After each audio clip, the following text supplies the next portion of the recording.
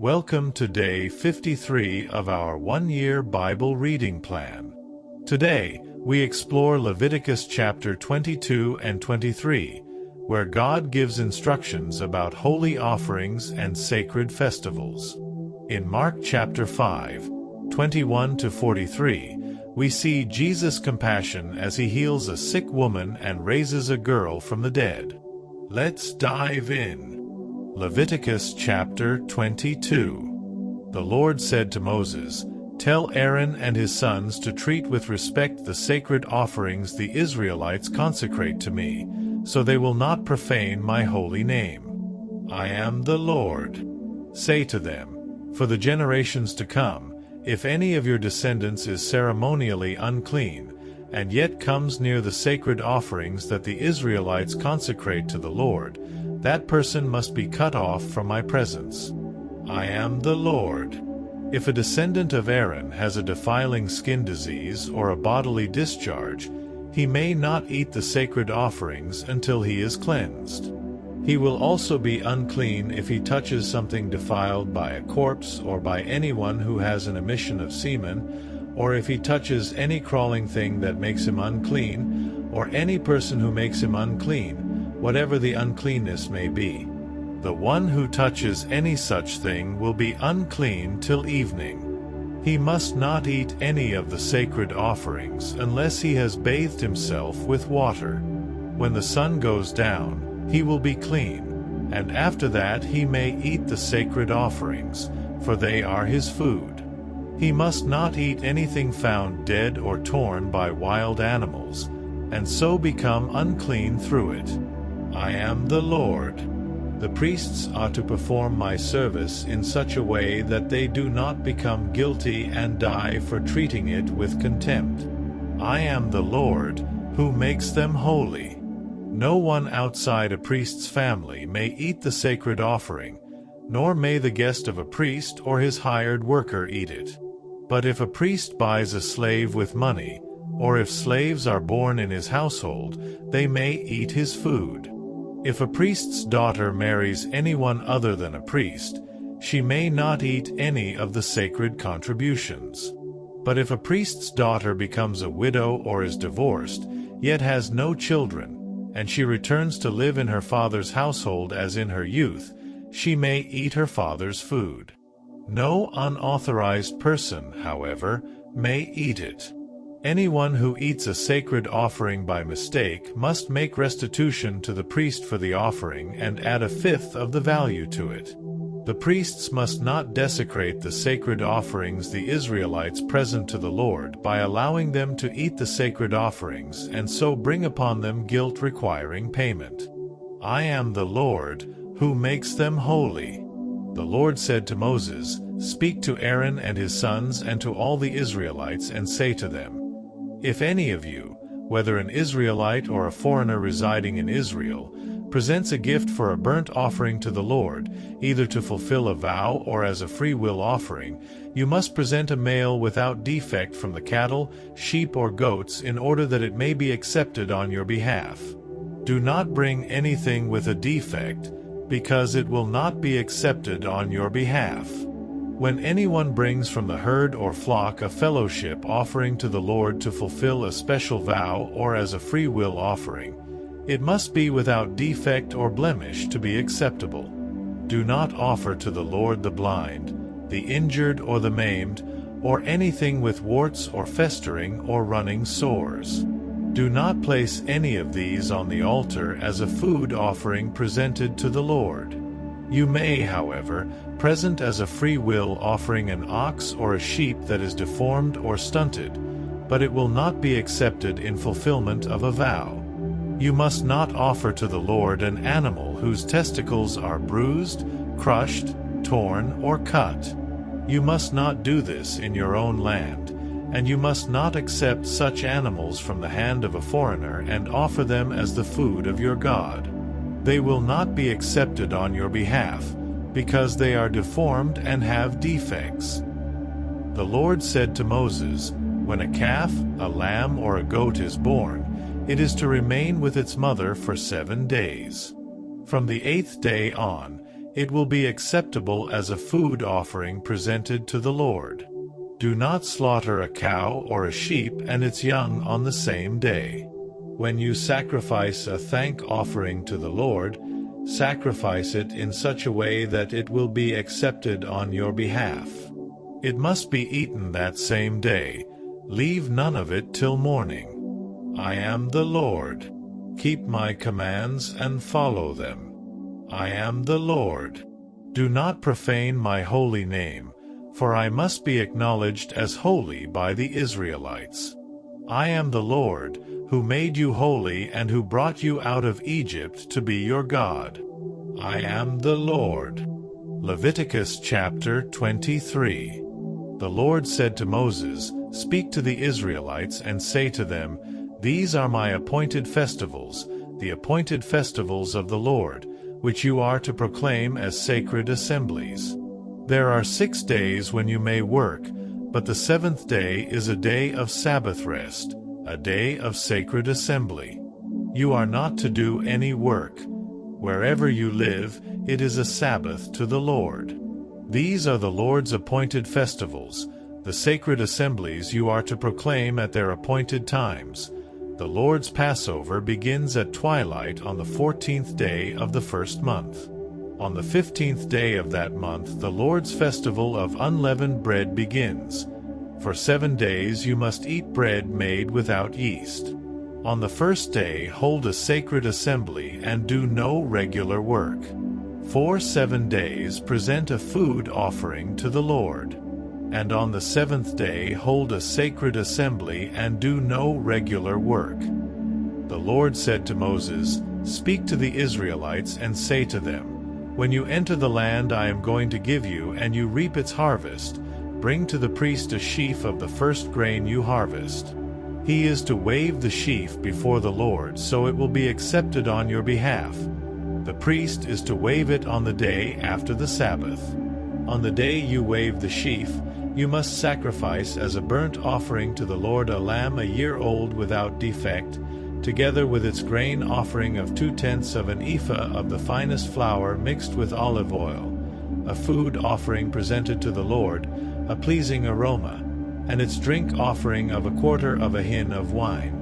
You must not eat any bread, or roasted or new grain, until the very day you bring this offering to your God. This is to be a lasting ordinance for the generations to come, wherever you live. From the day after the Sabbath, the day you brought the sheaf of the wave offering, count off 7 full weeks. Count off 50 days up to the day after the 7th Sabbath, and then present an offering of new grain to the Lord. From wherever you live, bring 2 loaves made of 2/10 of an ephah of the finest flour, baked with yeast, as a wave offering of firstfruits to the Lord. Present with this bread 7 male lambs, each a year old and without defect, 1 young bull and 2 rams. They will be a burnt offering to the Lord, together with their grain offerings and drink offerings, a food offering, an aroma pleasing to the Lord. Then sacrifice 1 male goat for a sin offering and 2 lambs, each a year old, for a fellowship offering. The priest is to wave the 2 lambs before the Lord as a wave offering, together with the bread of the firstfruits. They are a sacred offering to the Lord for the priest.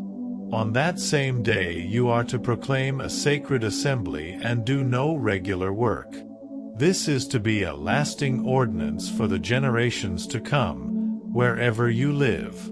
When you reap the harvest of your land, do not reap to the very edges of your field or gather the gleanings of your harvest.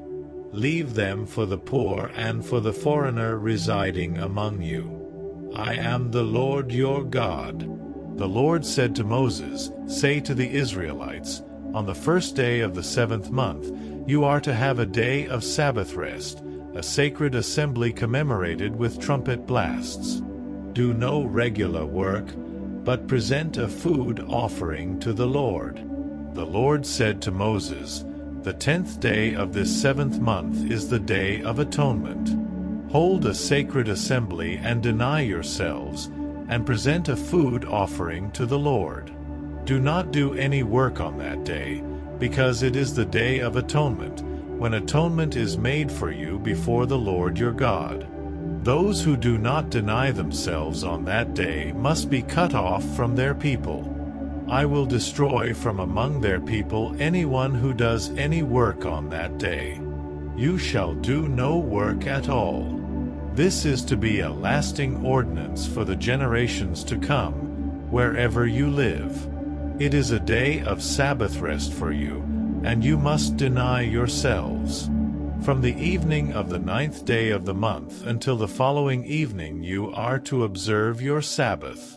The Lord said to Moses, "Say to the Israelites, on the 15th day of the 7th month, the Lord's festival of tabernacles begins, and it lasts for 7 days. The first day is a sacred assembly. Do no regular work. For 7 days present food offerings to the Lord, and on the 8th day hold a sacred assembly and present a food offering to the Lord. It is the closing special assembly. Do no regular work. These are the Lord's appointed festivals, which you are to proclaim as sacred assemblies for bringing food offerings to the Lord: the burnt offerings and grain offerings, sacrifices and drink offerings required for each day. These offerings are in addition to those for the Lord's Sabbaths, and in addition to your gifts and whatever you have vowed, and all the free will offerings you give to the Lord. So beginning with the 15th day of the 7th month, after you have gathered the crops of the land, celebrate the festival to the Lord for 7 days. The first day is a day of Sabbath rest, and the 8th day also is a day of Sabbath rest. On the first day you are to take branches from luxuriant trees, from palms, willows, and other leafy trees, and rejoice before the Lord your God for 7 days. Celebrate this as a festival to the Lord for 7 days each year. This is to be a lasting ordinance for the generations to come. Celebrate it in the 7th month. Live in temporary shelters for 7 days. All native-born Israelites are to live in such shelters, so your descendants will know that I had the Israelites live in temporary shelters when I brought them out of Egypt. I am the Lord your God." So Moses announced to the Israelites the appointed festivals of the Lord. Mark chapter 5, 21-43. When Jesus had again crossed over by boat to the other side of the lake, a large crowd gathered around him while he was by the lake. Then one of the synagogue leaders, named Jairus, came, and when he saw Jesus, he fell at his feet. He pleaded earnestly with him, "My little daughter is dying. Please come and put your hands on her so that she will be healed and live." So Jesus went with him. A large crowd followed and pressed around him. And a woman was there who had been subject to bleeding for 12 years. She had suffered a great deal under the care of many doctors and had spent all she had, yet instead of getting better she grew worse. When she heard about Jesus, she came up behind him in the crowd and touched his cloak, because she thought, "If I just touch his clothes, I will be healed." Immediately her bleeding stopped, and she felt in her body that she was freed from her suffering. At once Jesus realized that power had gone out from him. He turned around in the crowd and asked, "Who touched my clothes?" "You see the people crowding against you," his disciples answered, "and yet you can ask, 'Who touched me?'" But Jesus kept looking around to see who had done it. Then the woman, knowing what had happened to her, came and fell at his feet and, trembling with fear, told him the whole truth. He said to her, "Daughter, your faith has healed you. Go in peace and be freed from your suffering." While Jesus was still speaking, some people came from the house of Jairus, the synagogue leader. "Your daughter is dead," they said. "Why bother the teacher any more?" Overhearing what they said, Jesus told him, "Don't be afraid, just believe." He did not let anyone follow him except Peter, James, and John the brother of James.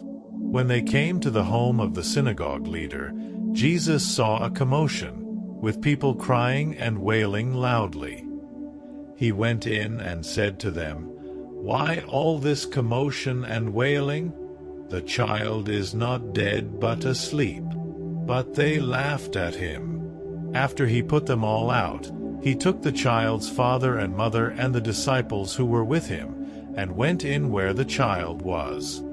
He took her by the hand and said to her, "Talitha koum," which means, "Little girl, I say to you, get up."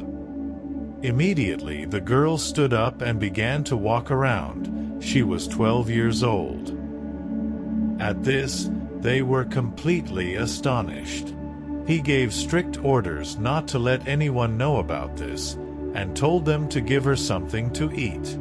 Thank you for joining today's Bible reading. What stood out to you? Let's reflect on God's appointed festivals in Leviticus, and Jesus' power to heal and restore in Mark.